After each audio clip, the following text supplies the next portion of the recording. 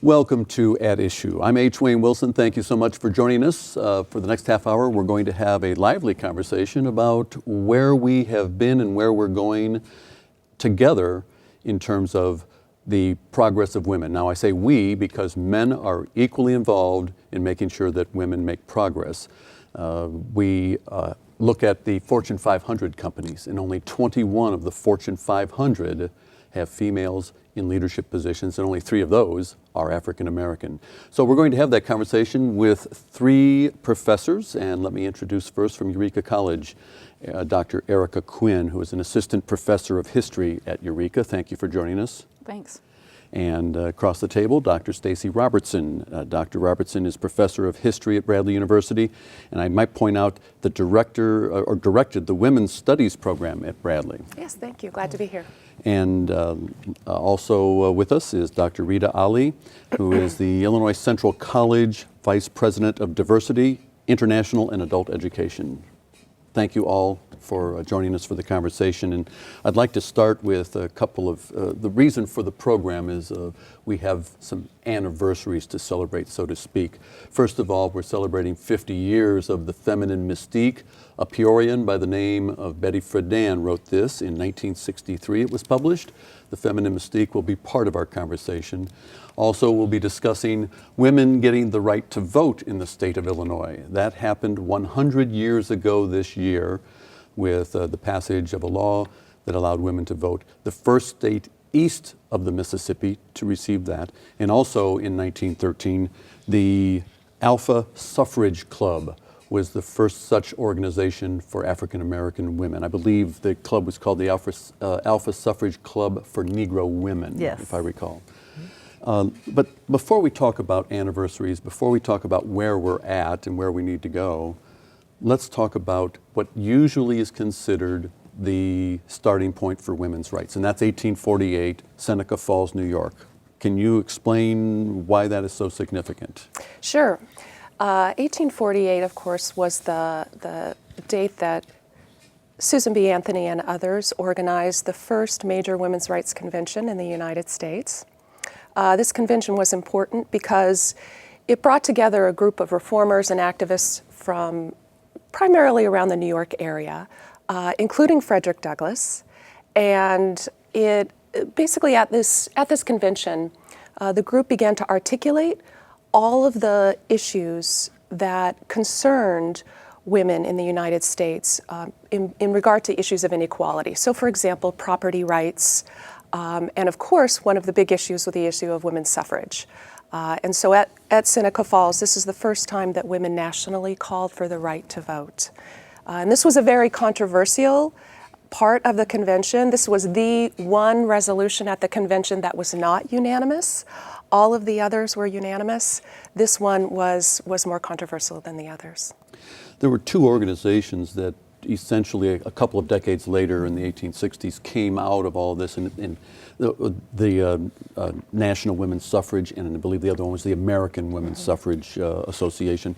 And specifically, they were calling for the right to vote. Obviously, that took a little time to achieve passage. But why were there 2 different organizations, the National and the American? Well, there were 2 different thoughts and positions on women's suffrage. One, which was led by Susan B. Anthony, I think, and Stoner. Elizabeth Cady Stanton. Yeah, Stanton.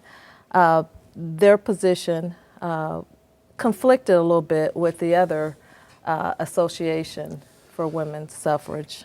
So there was conflict, and it kind of centered around race in terms of the 15th Amendment. One organization did not support the 15th Amendment, which granted black men the right to vote because it didn't include white women. It didn't include women. And their position really promoted the right for white women to vote.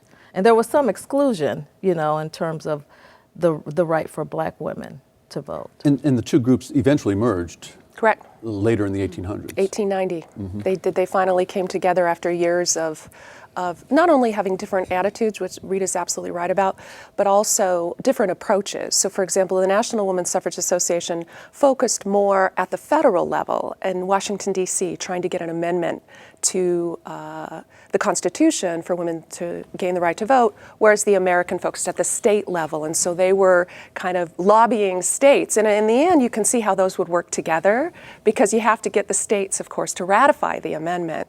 So although these approaches seem different and contradictory, they in fact ended up supporting one another.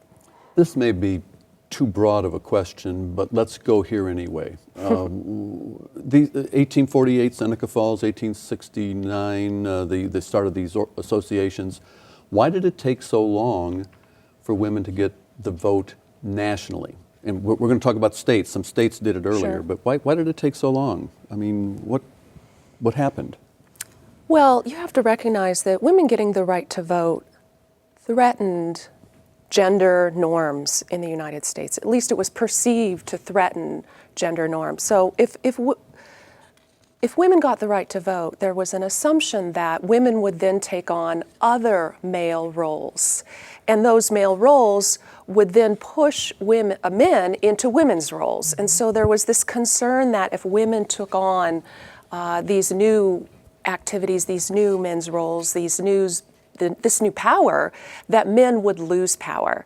And so if you look at the cartoons, the anti-suffrage cartoons, men are often depicted at home holding crying babies with burning Ironing. cakes in the Yes. oven or on the stove. And, so there's just this concern that men are going to become like women, and women are going to become like men. So women are often dressed as men in men's suits and going off to work. And so there's a kind of overreaction to what it means to give women a political voice.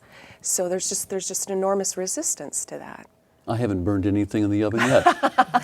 At the time also there was such a strong belief that the gender roles were really polarized and separate, so keeping them distinct and clear was really much more important, I think, in those times than it is now. So it's okay for you to bake cupcakes maybe and not lose, right, your masculinity, and I get to wear pants and still be female. But at that time, I think that anxiety was really intense about that. And there was that enormous anxiety. But the reality, of course, was that women and men's lives interacted and overlapped in the work, in the community life. Women were active in charitable organizations and reform organizations. Many women owned their own businesses. Women were active in public life in a way that I think that we really don't recognize. And that's why those ideological spheres were so strong, because people had to believe that there was a difference, even if there was a lot of overlap in reality. Well, on the local level, Lucy Ting, Ting School, named after Lucy Ting, but she was very active in a time when females didn't really have the right to vote, etc. Let me take a leap forward in time and talk about I mentioned at the start of the show, only 21 females had corporations that are in the Fortune 500. And we know that there's only 20 of the 100 senators who are female. There's only 82 of the 435. So there isn't, in terms of numerical equality, there isn't a balance yet. And we've had no female vice presidents or president. Yet other nations have. And we just lost Margaret Thatcher this week. What is it about other countries that we're not on a par with them in terms of female leadership? I think certainly for some European countries, there's a lot more socialization. I mean, even 200 years ago, feminists like Mary Wollstonecraft were saying that women were being taught to be submissive and taught to have different expectations than men. And I think certainly when I look at young women now, a lot of them think, well, why would I want to be a politician or a person with high responsibilities and visibility? And if we look at places like Norway or other more socialized European countries, they really emphasize making sure that women are groomed for leadership and putting them, they have slots and quotas sometimes that they put women in leadership. But even there, the government can't, of course, mandate that in corporations. So in Norway, they're trying to look at how can we get more women on the boards of private corporations. So I think a lot of it is socialization, but some of it might also be again, maybe unwillingness to share power. Right, I agree. I think that there's both the way that we are taught to be men and women, the way that we understand our roles in society. And young women in the United States, thankfully today, are growing up with whole new attitudes toward what it means to be a woman. With Title IX, women are beginning to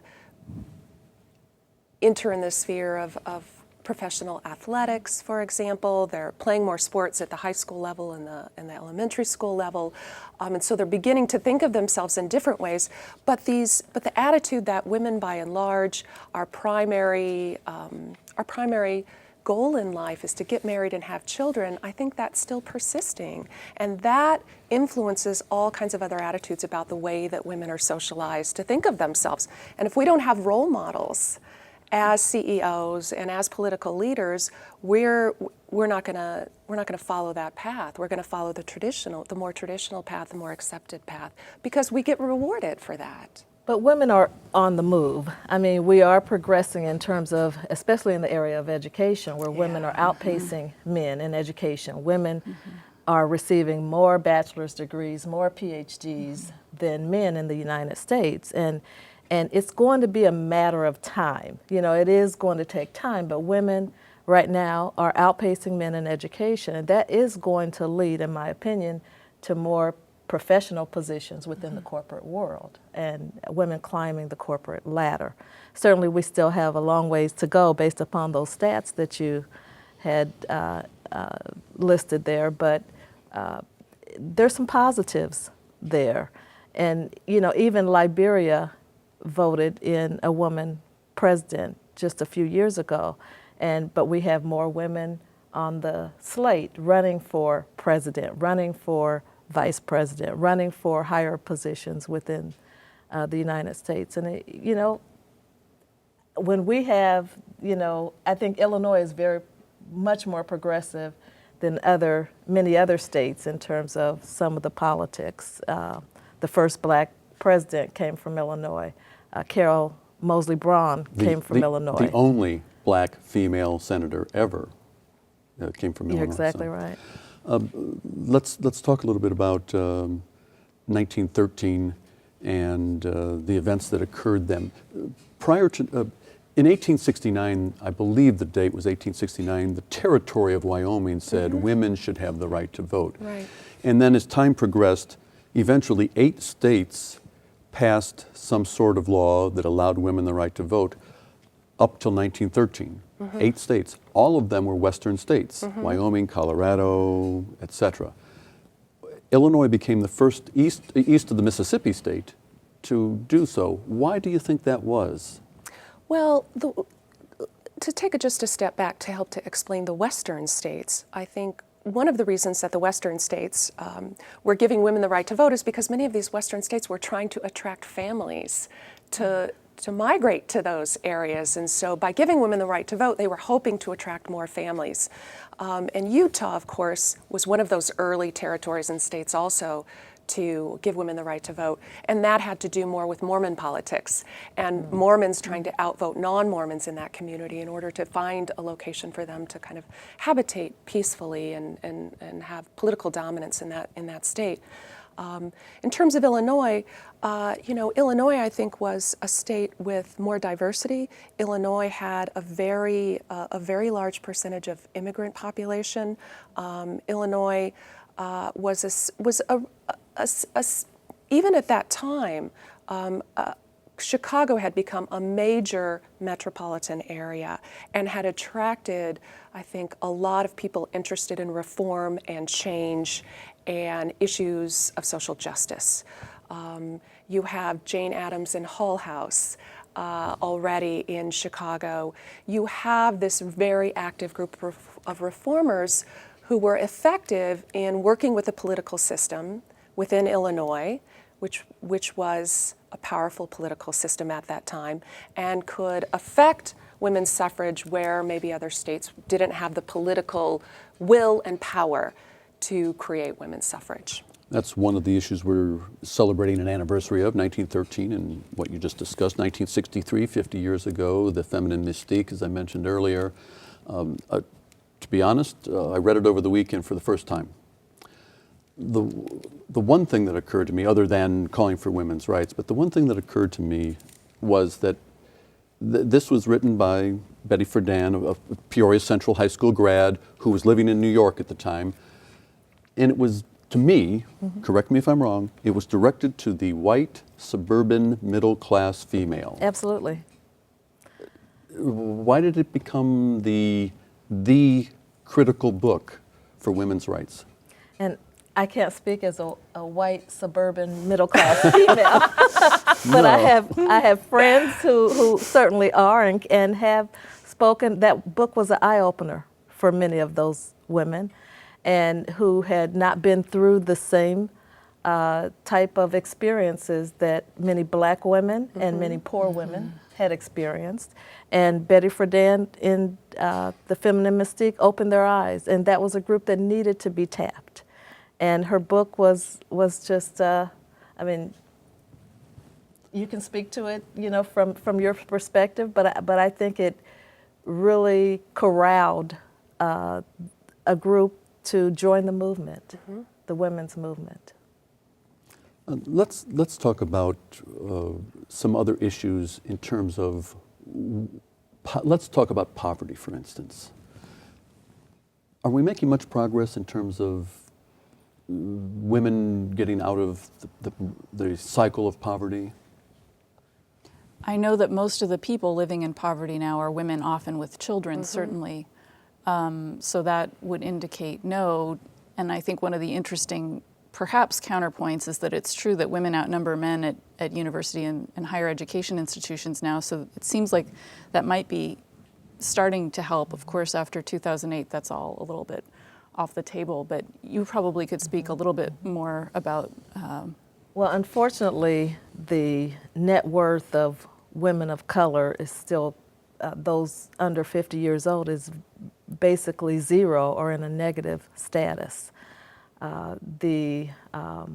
There's significant gaps between home ownership of African American and Hispanic women and that of white women. There's still, you know, extreme poverty, particularly among families and urban families and families of color. So we have a long way to go in regard to closing the gap, lifting people out of poverty. And access to credit plays a role in all this? It might. I think it played more of a role for the kind of audience that Betty Friedan was speaking to, but I do know that there are more and more microcredit institutions or agencies in the U.S. and in cities really trying to reach out to women in poverty and say, hey, we'll give you a tiny loan and you can start a haircutting business or whatever and pay us back and really build something up. And I think that that's something that really the U.S. has borrowed from the developing world and could be a really big game changer. What about men? I mean, we talk about women's rights. How important am I to this? Very, as it turns out, for a lot of different And reasons. I just read the Feminine Mystique for the first time, so I'm gaining. Yay! Men have an incredibly important role to play in, because for me, this is not an issue of just simply women's equality. It's an issue of human equality. It's an issue of social justice. So we all will benefit from changing the way that we think about ourselves and our relationships to each other. For me, the core, it goes all the way back again to gender and how we raise our children to think about their potential in life. What we do through gender stereotypes is to create boundaries for young boys and young girls and restrict who they can become. If we take off those boundaries, if we lift those gender stereotypes and we allow children to develop in whatever way their natural talents and abilities will lead them, I think we'll have a whole different world. What we're doing through these gender stereotypes is we're limiting our resources. Absolutely. We're constricting our resources. And I think that women, by and large, are hurt by those gender stereotypes more than young men are because of the nature of those stereotypes. But there are many ways in which young men are damaged by stereotypes to be tough and to be aggressive and not to cry and to think about themselves in these limited ways. And that leads to violence against women, it leads to violence against men. It helps to cause issues like all these school shootings. The one thing we don't talk about in the school shootings is the issue of gender. But the one common link is that these have all been young men. That is not a coincidence. I think it's because we teach our young men to think about themselves in these ways. And it's a real tragedy to young men. And men, of course, the other side of the coin is that men are also tend to be in more positions of power. And they can be the one to take leadership roles in calling for equality. When CEOs, male CEOs begin to call for women to have access to all levels of their companies and to make room for women and to engage in small changes, like, for example, Sheryl Sandberg in her new book, Lean In, which is a book about why women are not in positions of leadership within corporations today, in leadership period. She talks about how when she was pregnant, and she'd gained a lot of weight, she had to walk a long distance from the parking lot all the way in. And she said, why do we not have parking spots for women who are about to have children? We should have those parking spots saved for these women. And she asked for this, and I think this was at Facebook. I can't remember if it was Facebook or Google, one of those places where she was working. And she asked, and the male leadership said, absolutely, we should have this. So they took a position in support of an issue which might seem small, but in fact could make a big difference for women. You all work at universities. How are universities doing, your three in particular, in terms of attracting females, both as students and more importantly, in the leadership positions? You head diversity at ICC. I assume Sure. diversity means females as well as African Americans, Absolutely. Asians. We look at it in the broad sense, and female students have outpaced male students in enrollment at Illinois Central College. That has happened over the last 10 years. We have more female employees than we do male employees currently at the college. In terms of the president's cabinet, there are, I think, one or two more females than men in the high-level executive positions at Illinois Central College. And at Eureka? Like other universities, we have the gender skew in terms of female to male undergrad relationship. I don't know exactly what the numbers are, but there's more women. For a long time, there was one tenured female professor, and that has changed. There's been a big hiring wave, so there's going to be a lot of women coming up. So faculty-wise, I think it's pretty evened out. On the administration, there's pretty much all male managers managing female staff. So that's one place where it feels a little left behind. And at Bradley? Well, you know, Bradley was founded by a woman, Lydia Moss Bradley, and which is wonderful. And we finally now have our first female president, Joanne Glasser. So she's providing, I think, wonderful leadership for women around campus. Our faculty, I think also like Eureka, we have more gender equity in terms of faculty, certainly not in terms of race. We're really not, I think we have a lot of work to do in terms of racial equity at Bradley and racial diversity at Bradley. And I think we also have more work to do in the upper administration at Bradley in terms of female leadership, like most universities. But it appears that universities are at least setting the plate for corporations and nonprofit organizations to step forward and involve females. Absolutely. And with that, we are out of time in our discussion. And Rita had many more things she wanted to talk about. Are you? Time flies. Are you kidding me? Well, went tell by you what, fast. we'll talk about it after we're done with the cameras, and you talk about it also. We appreciate your being here. We want to say thank you to Dr. Erica Quinn of Eureka College, to Dr. Stacy Robertson of Bradley University, and to Dr. Rita Ali of Illinois Central College. Thank you all three for the Thank stimulating you. conversation. We'll be back next week with another edition of At Issue. We hope to see you then.